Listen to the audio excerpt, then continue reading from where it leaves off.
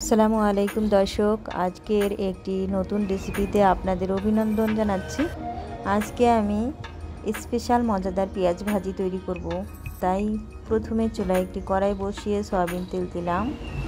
এখন কয়েকটা পেঁয়াজ কুচি করে কেটে নিয়েছি, তাও দিয়ে দিলাম।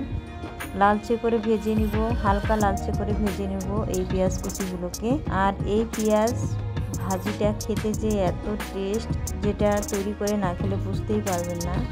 এখন এই পেঁয়াজটাকে আমি লালচে করে ভেজে নেওয়ার পর হলুদ গুঁড়া দিলাম, মরিচ গুঁড়া দিলাম, লবণ এবং জিরার গুঁড়া দিলাম, সাথে 3টা কাঁচামরিচ কুচিয়ে দিলাম।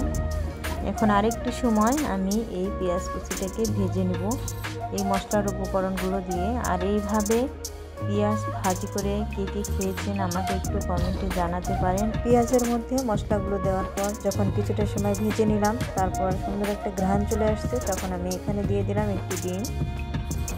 এই পেঁয়াজ ভাজির সাথে একটি ডিম দিলে যে আরও টেস্ট হয়, যেটা তৈরি করে না খেলে বুঝতেই পারবেন না। আর এই পেঁয়াজ ভাজিটা রুটি, পরোটা, ভাত, নানের সাথে খেতে কিন্তু দারুণ লাগে।